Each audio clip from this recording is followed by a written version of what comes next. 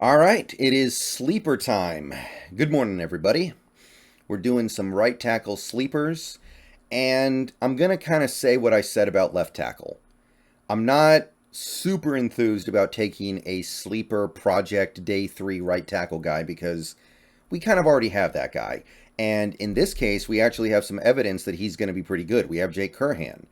So when I look at this crop of guys who I know are going to probably need some time in the oven, who are long shots to ever be quality NFL players, I kind of feel like I already have that. And I actually have better than that because Jake Curhan proved something at the end of the season last year. So straight up, I'm going to say I don't have a ton of interest in this crop, but I did want to investigate it at least a little bit, take a look at some of the guys who are probably going to be day three picks, if they're picked at all, and I found a collection. I think 5 guys total. So let's go through it, keeping an open mind, but remembering that Curhan is going to be on this roster in 2022 for sure, and there is probably something there.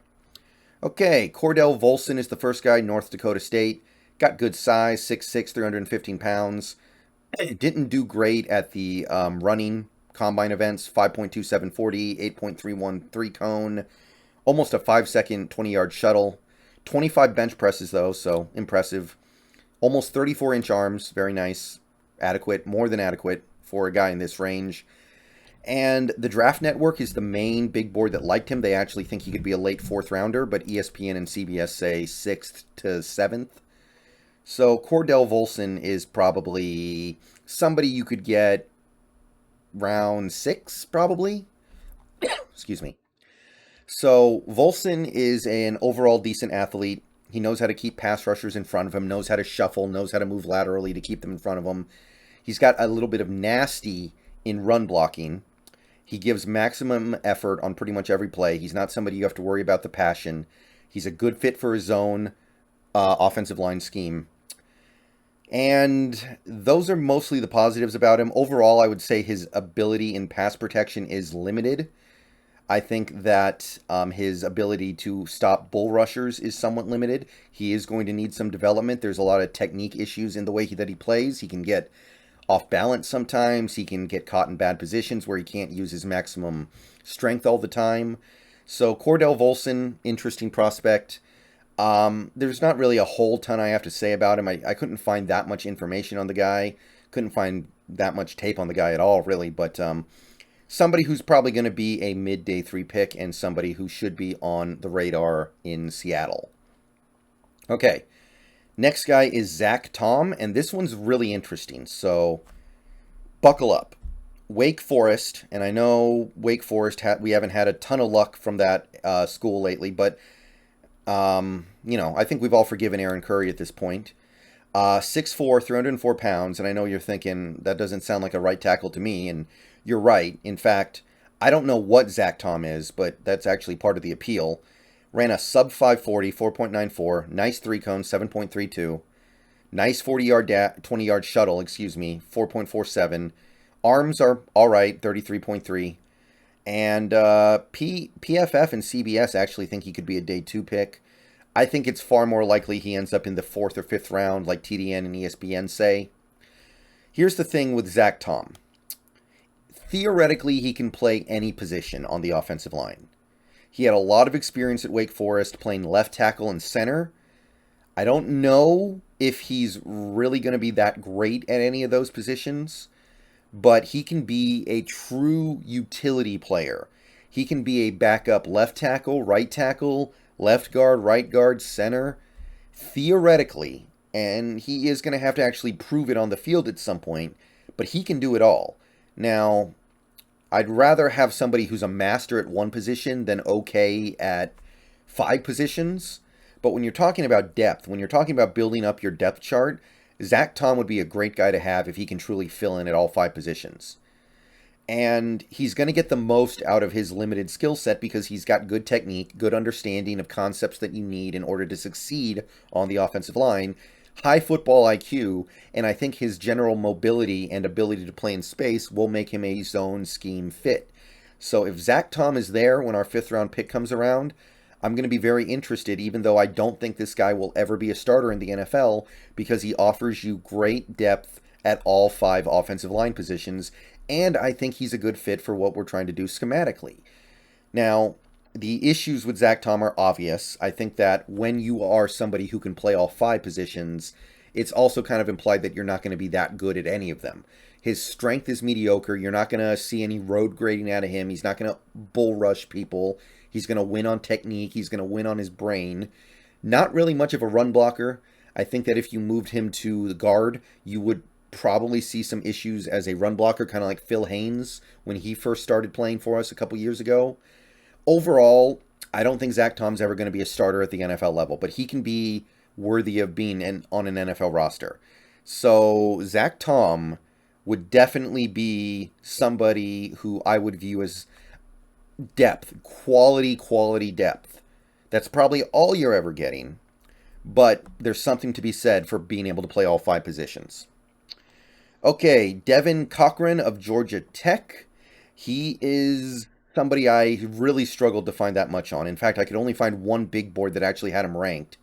But he's a Georgia Tech guy, so he did play for a school of some prestige. 6'7", tall, 306 pounds, probably needs to throw in some weight. 5.140 is okay. 7.643 cones, decent. 20-yard shuttle was 4.71, all right. 23 bench presses, 35.5-inch arms, which is actually really nice. 35.5 inches is, you don't see that often. The Draft Network was the only big board I could find where he was ranked, and they had him ranked as a late 7th round pick. So this guy may go undrafted. But the arm length and the agility got my attention. So let's talk about Cochran a little bit. I think he'll be a right tackle in the NFL, but he did play left tackle at Georgia Tech, and he does have some left tackle upside. His arms are very, very long, which help him a lot with his range, help prevent people getting around him. He does play powerfully. He does know how to use his punch. He does know how to use his just initial burst to stop a pass rusher. He's hard to get around because of that length. He did play elite opponents at Georgia Tech on occasion, and he didn't get completely bulled around, so he held up. He's a good fit for his own scheme because of his agility. He's smart with his hands. He knows how to position his hands to leverage opponents. He knows how to position his hands to be able to utilize his strength to its best ability. The issues with Cochran would just be he's too tall, he gets out leveraged, which you kind of expect when you're 6'7" and only 306 pounds.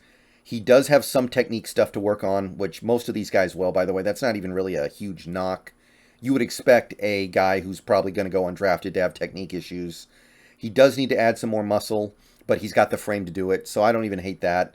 So Devin Cochran might be the true sleeper, a sleeper to end all sleepers. But he's got my attention. Okay, now we've got, Tyler Vrabel. And yes, before you ask, he is indeed of the Vrabel family.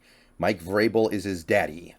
And I couldn't find a whole ton on this guy either. Boston College, 6'5", 307 pounds, so he's got a nice little tackle frame. 5.140, decent. The only places that had him ranked were the Draft Network and CBS, and they actually both think he's going to go undrafted. So you may very well be able to get him as UDFA. Maybe the Titans are going to use a 7th round pick on him just to make sure he gets drafted. That sounds like a Mike Vrabel thing to do. I don't know. But there's some stuff to like about Tyler as a prospect, not just as a family bloodline kind of thing. So let's take a look a little bit here. I think he's going to be a right tackle at the NFL level, but he did play some left tackle at the college level, so he might be able to do that in the NFL. He has a nice mixture of aggressive play, yet smart play. He doesn't let his aggression force him out of position. He doesn't let his aggression get him into a bad spot. He's a solid athlete. He's well-rounded. I think he's adequate as a pass blocker and a run blocker. He doesn't have some massive bias towards one side. I think he does have the agility you need to play in zone. And, of course, football runs in the family, and we know the Seahawks like that. I think that's something that the Seahawks value. The issues with Vrabel would just be he's got some technique and posture issues. I think he can play a little too upright. He can kind of get a little how would you put it? He can kind of get a little pushing down a little too much when he's trying to run block. So he does have some things that need to get ironed out by his coach. His length is not great. He can be gotten around in pass protection. Possible that he ends up playing guard at the NFL level. Possibly. Too early for me to say for sure, but Vrabel may end up playing guard. Final guy we're going to look at here is Luke Tenuta from Virginia Tech. Another big dude. This guy has size. 6'8", 319 pounds. Ran a 5.41 40, so his size definitely slowed him down a little bit. But his 20-yard shuttle was not that bad. 4.77. You would have expected worse for a guy who ran this slow.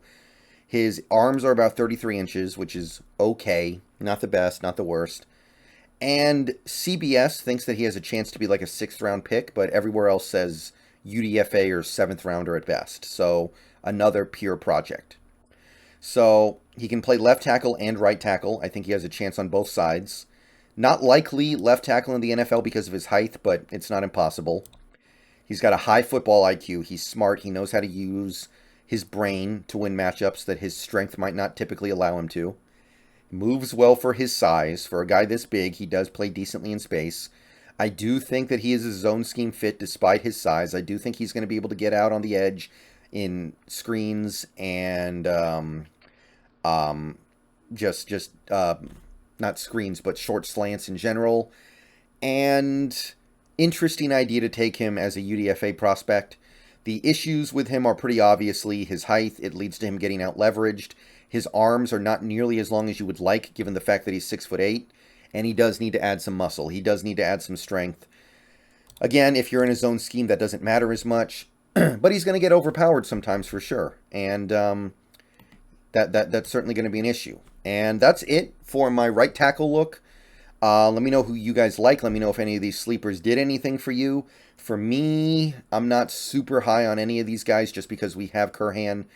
But if it wasn't for that, there would probably be somebody here I would really like. I like Zach Tom anyway. I'll say that because of his versatility. But if we didn't have Cochran, I would probably want to go after Devin Cochran in UDFA. I'll say that much.